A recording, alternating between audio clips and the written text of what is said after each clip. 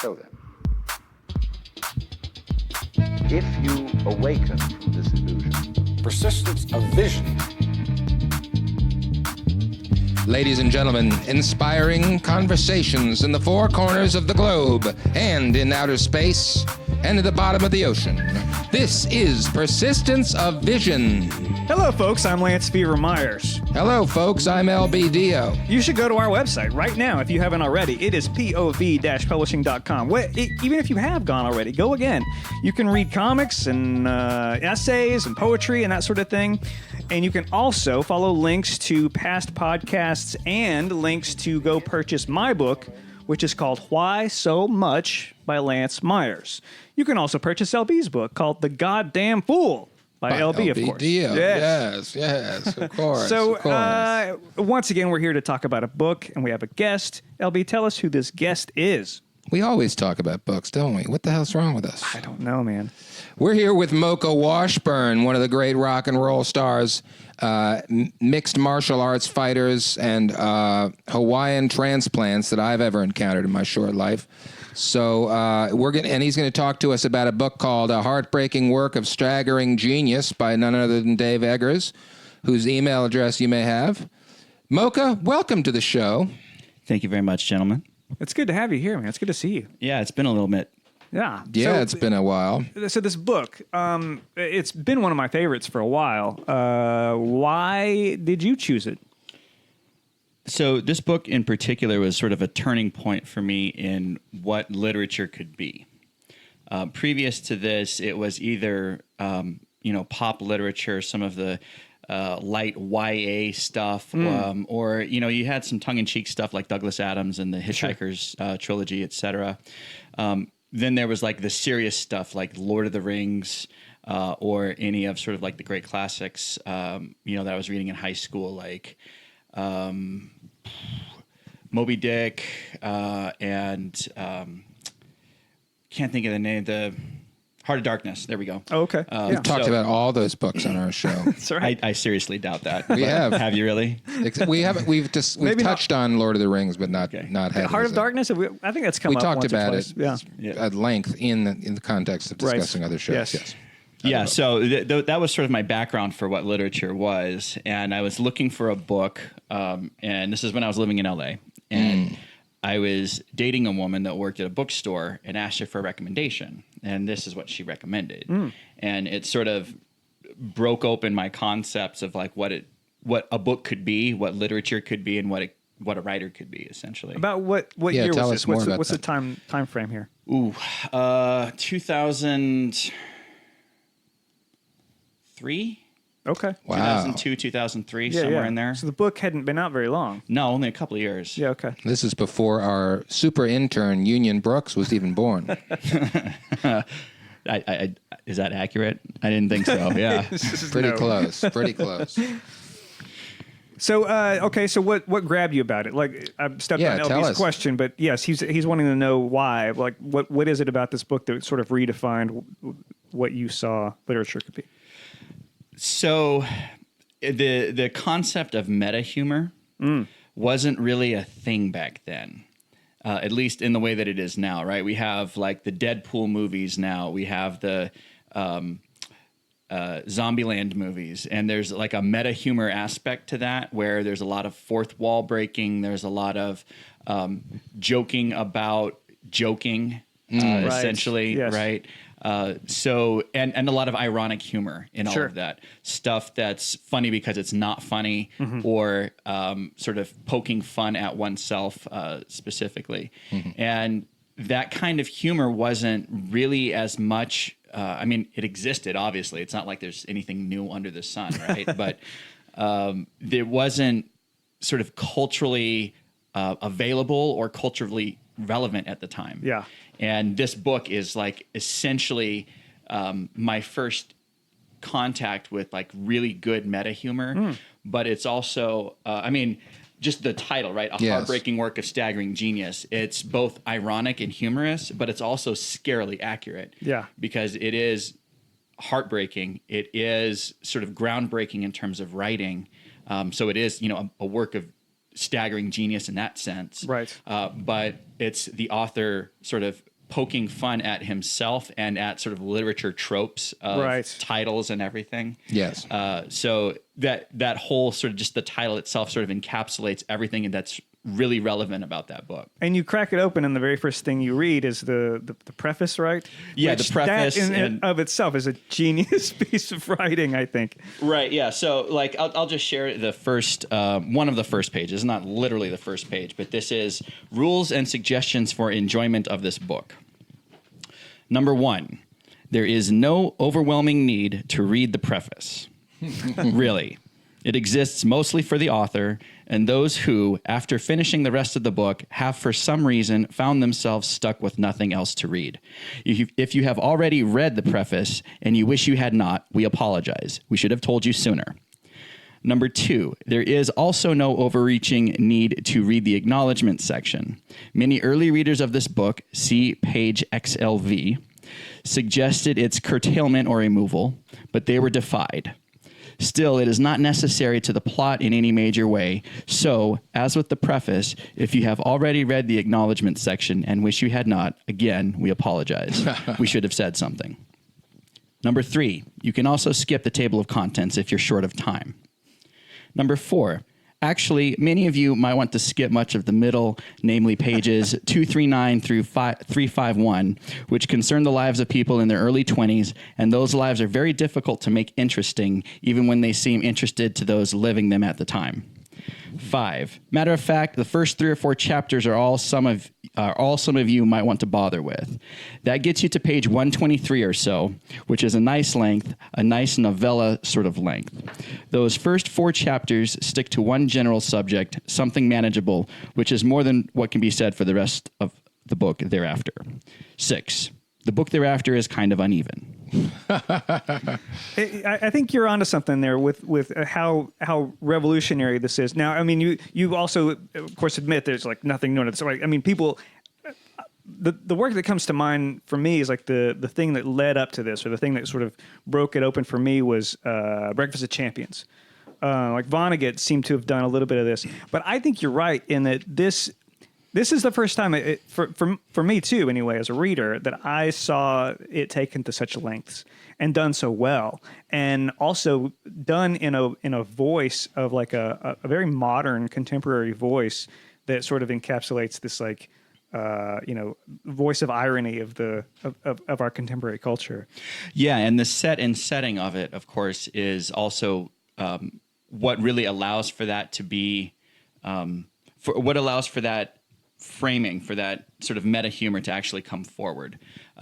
So this is like a semi-autobiographical book for those who may not be familiar with it. Yes, it's characterized as a memoir in the introduction. Right, and the issue with it is that it sort of spans so many different types of literature that it can be found in many different sections of a given bookstore. Right, yeah. Every bookstore is going to have it in a different place. So it's essentially a memoir, but it has fictionalized elements in it. Fictionalized in the sense that elements of the actual story that are happening are used as sort of the narrator's own internal debate with himself. And so something that may be happening in that book, for example, will shortly sort of break the walls of the actual narrative itself and turn into sort of a more almost metaphysical rumination on the author's situation or position in what's happening. The general arc of the story is about Dave, and it's literally Dave Eggers. Or again, memoir, so large parts are based essentially on fact. And his parents both died of cancer within about 6 months of each other. Right. And this would have been 89, 90-ish. Mm-hmm. And he had 2 other siblings close to the same age as him. So he was approximately 20 years old at the time. And both of his other siblings were a little bit older than him, but still close to the same age. And then his younger brother, who was 10. Toph. Right. Yeah. Christopher Toph. Yeah. And so Toph was, the baby of the family and lost both of his parents within 6 months of each other. Yeah. And so the book... We're talking about a character who is suffered 3 major tragedies we've already heard about, where is both of his parents dying and his name is Topher. Jesus. So poor Toph. So anyway, this was all in Chicago, like where the Eggers sort of grew up, essentially. And that's like the first chapter of the book is the family experience of having his parents die within 6 months of each other. Right.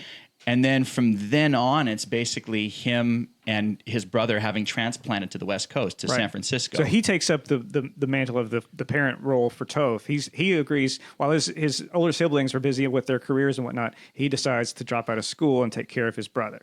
Right. And there's, it's not that his other siblings didn't help, take care of Toph. Yeah.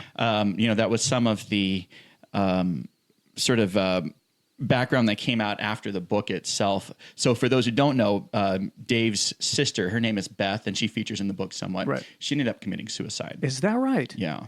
I didn't know that. Yeah, and it wasn't that long ago. I mean, that long ago in my years, right? Because I swear 2004 was like 2 years ago. But Yeah. That I did not know that. yeah, so unfortunate. But I know that she felt that Dave sort of overstated his role in helping parent and raise Toph, which I think that's fair in the sense that it's Dave's memoir, right? So he's writing about himself primarily. Well, and they do move in with her, right? They live with Beth. Is it Beth that they live with at first when they moved to the West Coast? I believe so, if I'm not mistaken. Yeah. But yeah, so, and Beth does, like, her wedding is part of the book itself when she got married and everything. Yeah. His older brother didn't really figure in as much. So I know that Beth is involved there somewhat. Yeah. But so the way the memoir reads, Dave is largely responsible for, of course, his younger brother's upbringing and being his caregiver. Right.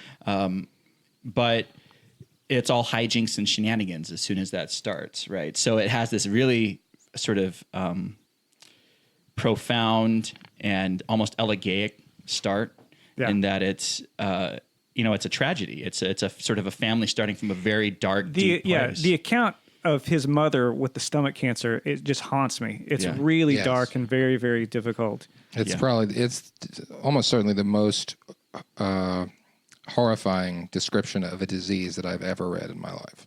Yeah, it's tough. Yeah, but starting from such a powerful place, right? Like when I first started reading this, I was like, ooh, I don't know if I'm going to like this. Yeah. Like this is just really intense. It's more intense than I had anticipated initially. But then it turns into like a Bugs Bunny cartoon after that for like the remainder of the novel, except when it's not, right? Yeah. There are the personal frustrations that come up for all of the characters. There's sort of the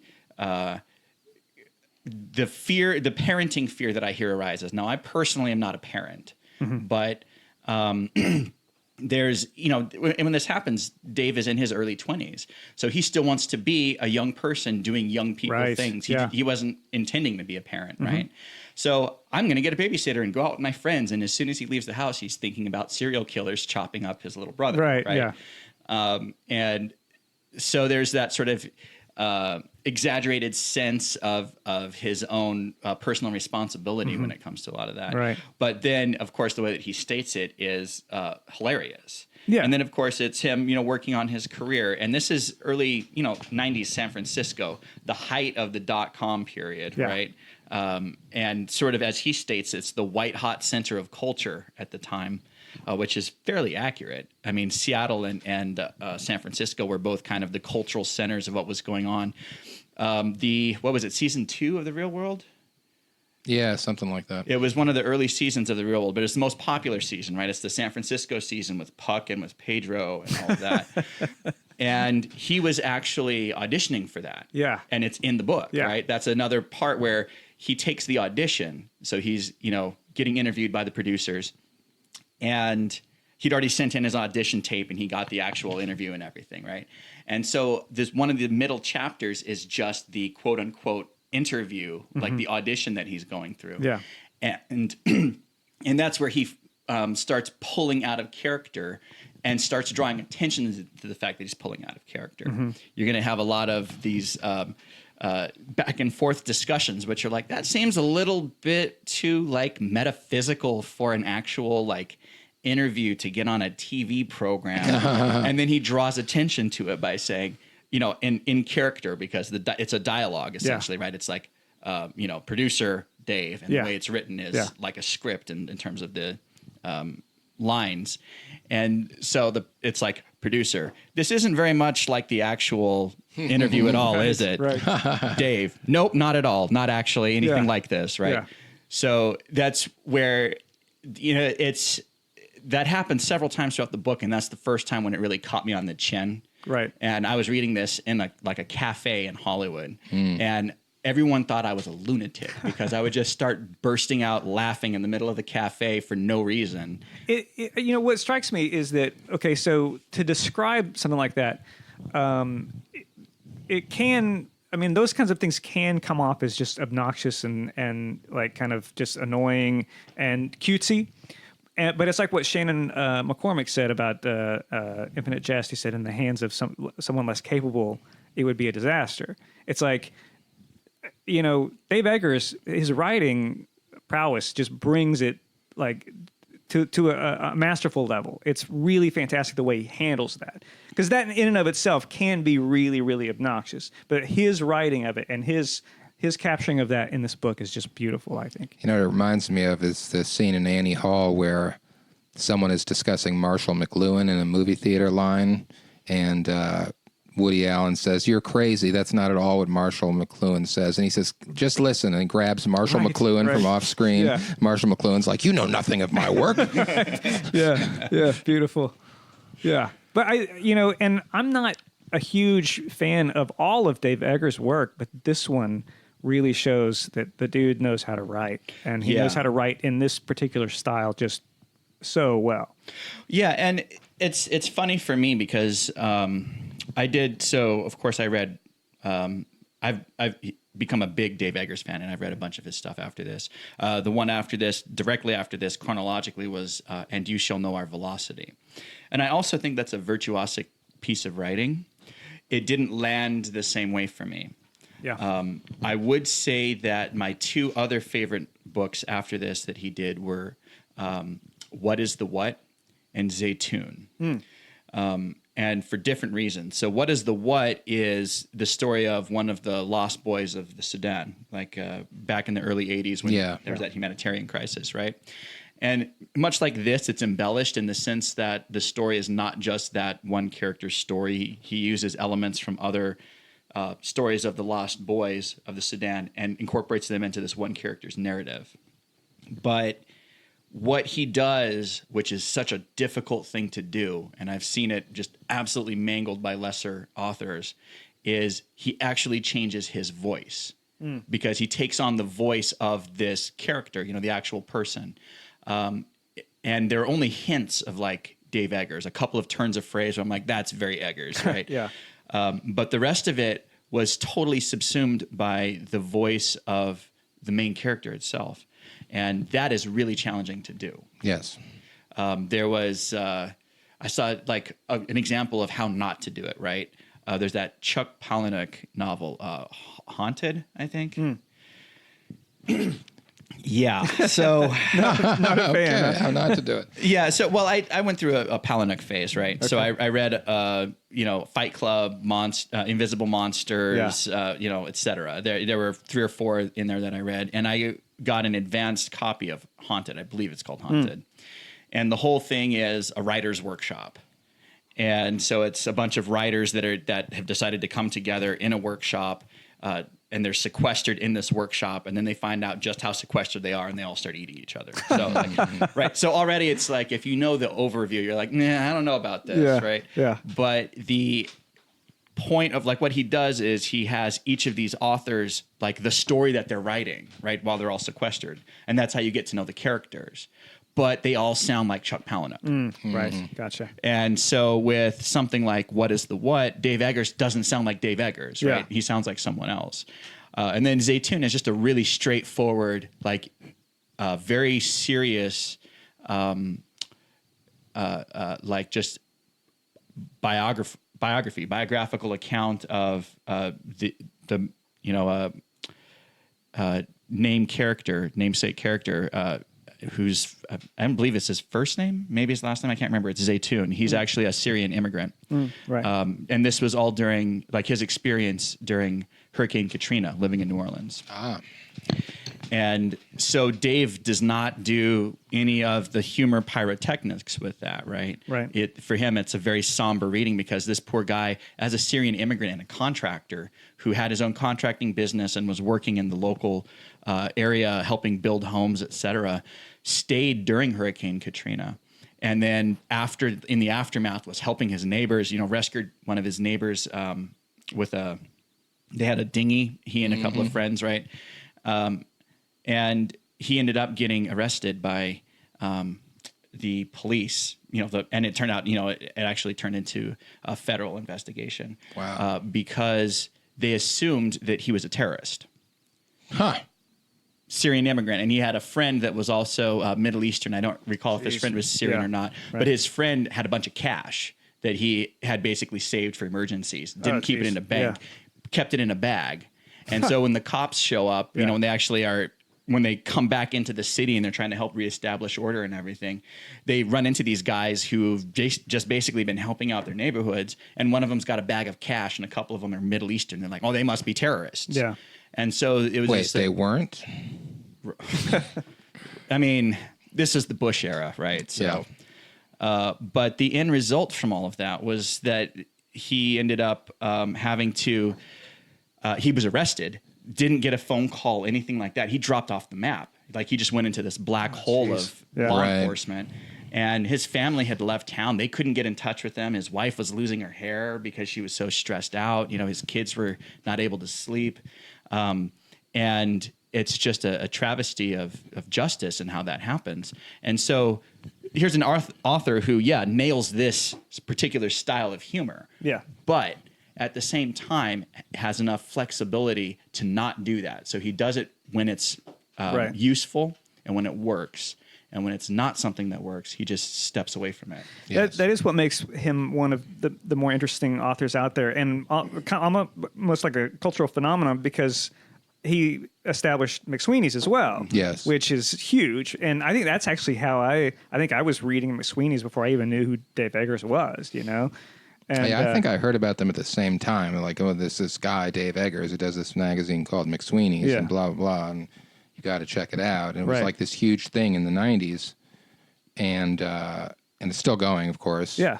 Yeah. But the online thing is truly really one of the writers of the moment in his time, right? I mean, he was not just another writer. He was viewed as one of the best and the brightest, and that was like sort of a core of what his whole image was. Yeah, I think. yeah. Well, I mean, he started a magazine right in the ` Might.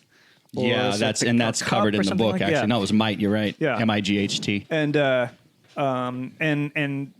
so that's where he sort of got it going as a writer and as sort of a cultural analyst or a cultural, helping sort of establish that sort of humor culture in magazine form for what eventually became McSweeney's. And then he's got the online thing that's sort of like almost an onion type, humor. All the humor articles on McSweeney's. Wonderful. Yeah. Fantastic. Heartbreaking Work of Staggering Genius was his first book, and it was, I think, a runner-up for a Pulitzer. Yeah, let's look at this. It was a Pulitzer Prize finalist. Right. A finalist. Yes. Yeah, and again, as you said, his first novel. Right. Yeah. Which it's interesting for me because it kind of paralleled my own life, where I came back to New York to do a magazine called Jinx, and just at the same time, I heard about McSweeney's, and so I'm like doing this tiny little obscure nothing zine, and McSweeney's is getting bigger and bigger, and then this book comes out, and I'm like, who is this damn bastard son of a bitch? Yeah, well, so, and of course, as you mentioned, McSweeney's, like the online version is mostly humor articles, but the actual publication itself, I believe it's a quarterly, right? Right, Something yes. like that. Yeah. And they collect some of the best authors that you've never heard of. And it's so good. And it's authors from around the world. And it's so good. And it's interesting, too. One of the things that drew me into it, I think actually the thing that made me pick it up and start reading was every book is a work of art. Mm-hmm. I mean, the way they publish it, the artwork on the covers, the format. Sometimes they do like I think one of the quarterly publications was a box full of a bunch of little pamphlets that are a mosaic. Yeah. And let me even, because the one that you're talking about, right, there's actually a personal connection that I have to that one. My younger brother has a story published in that one. Oh, wow. Yeah. Oh, that's great. Which that one, what was it called? Eaters of the Ocean or something like that. But yes, that particular quarterly, the one where you have all the little pamphlets that you pull out and everything. My brother has one of those pamphlets. That's so great. One of his stories. That's very cool. So he actually... I'm so jealous. Free plug here for him. So he had three short stories that were published in major outlets. And I say major, I mean, for writers, right? Oh, well, yeah. McSweeney's is huge. Right. So that was his second story, actually. Wow. His first one was called Tantalus, and that was published in the Mid-Atlantic Review. Okay. And then he had that one in McSweeney's, and then the one after that was called On the Swish and Roar. Okay. And that one was, I don't remember where that was initially published because there ended up being a paywall there when he sent me the link, and I was like, I mean, come on, man. I just want to read your story. I don't want to pay for it. I'm your family, damn it. But I ended up, it's on Amazon now. Okay. And it's like $2. What's his name? Kawai Strong Washburn. Okay. But Kawai is spelled Kawai. So, of course, we're from Hawaii. Yeah. The Hawaiian W is pronounced like a V. It's like a German W, basically.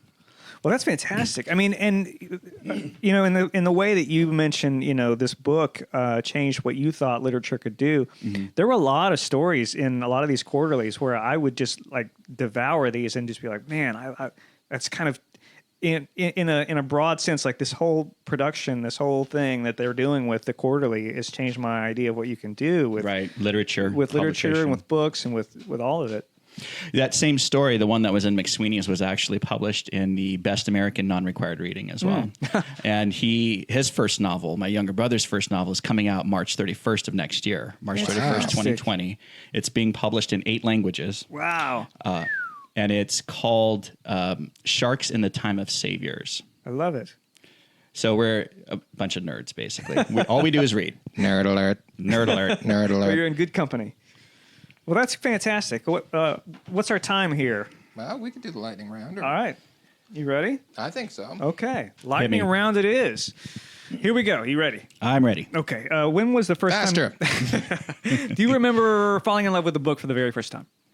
Yeah, that would actually be The Lord of the Rings. I had it wasn't published as one book; it was 3 separate volumes. Right. Though I got like the one volume later, but that would have been in the middle of high school. Well, towards the end, so I would have been a senior in high school. Actually, that would have been 1996. Great answer. Has a book ever changed your mind about anything? Yeah, actually. So I majored in philosophy. And I took this class on 20th century contemporary philosophy, which is basically just French postmodernism. Okay.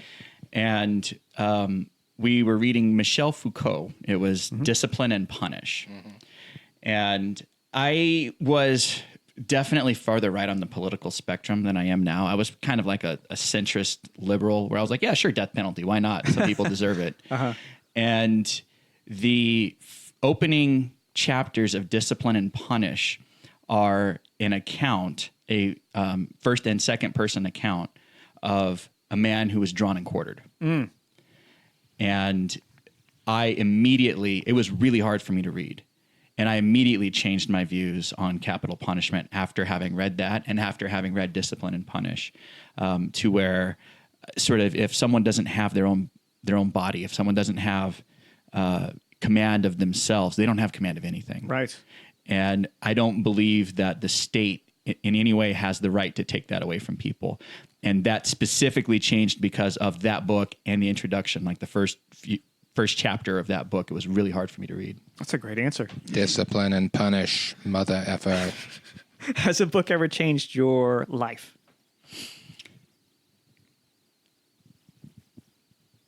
Good question. I